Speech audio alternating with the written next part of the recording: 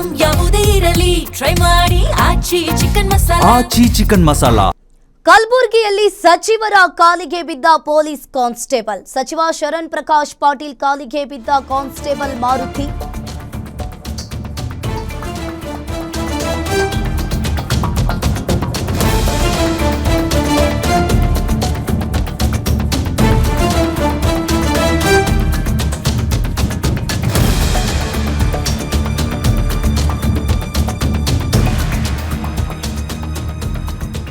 ಕಲಬುರಗಿಯಲ್ಲಿ ಸಚಿವರ ಕಾಲಿಗೆ ಬಿದ್ದ ಕಾನ್ಸ್ಟೇಬಲ್. ಸಚಿವ ಶರಣ್ ಪ್ರಕಾಶ್ ಪಾಟೀಲ್ ಕಾಲಿಗೆ ಬಿದ್ದ ಕಾನ್ಸ್ಟೇಬಲ್ ಮಾರುತಿ.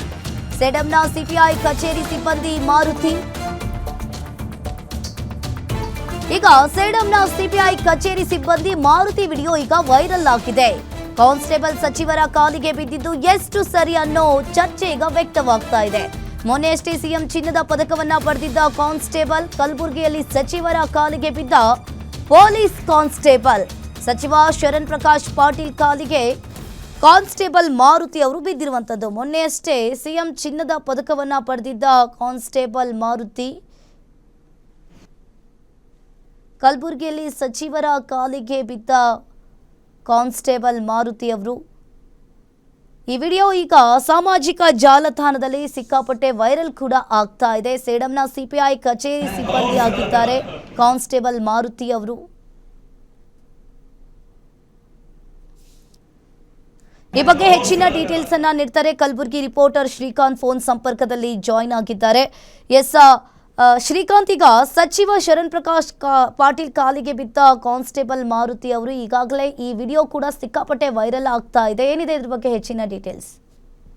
ಮುಂಚಿತ ಏನು ಅಂದ್ರೆ ಕಳೆದ 2 ದಿನಗಳ ಹಿಂದಷ್ಟೇ ವೈದ್ಯಕೀಯ ಶಿಕ್ಷಣ ಸಚಿವ ಶರಣ್ ಪ್ರಕಾಶ್ ಪಾಟೀಲ್ ಅವರ ಹುಟ್ಟುಹಬ್ಬ ಕಾರ್ಯಕ್ರಮವನ್ನ ಸೇಡಂ ಪಟ್ಟಣದಲ್ಲಿ ಆಯೋಜನೆ ಮಾಡಲಾಗುತ್ತೆ.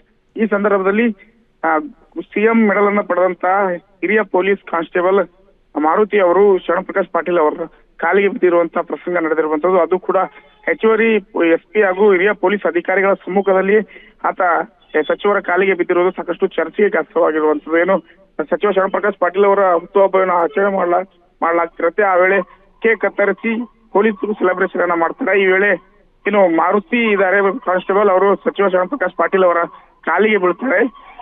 ಈ ವಿಡಿಯೋ ಸದ್ಯ ಸೋಷಿಯಲ್ ಮೀಡಿಯಾದಲ್ಲಿ ಸಾಕಷ್ಟು ವೈರಲ್ ಆಗ್ತಿರುವುದು ಸಾರ್ವಜನಿಕ ವಲಯದಲ್ಲಿ ತೀವ್ರ ಆಕ್ರೋಶಕ್ಕೂ ಕೂಡ ಕಾರಣವಾಗಿದೆ ಅಂತಾನೆ ಹೇಳ್ಬೋದು. ಥ್ಯಾಂಕ್ ಯು ಶ್ರೀಕಾಂತ್ ನಿಮ್ಮೆಲ್ಲ ಮಾಹಿತಿಗೆ.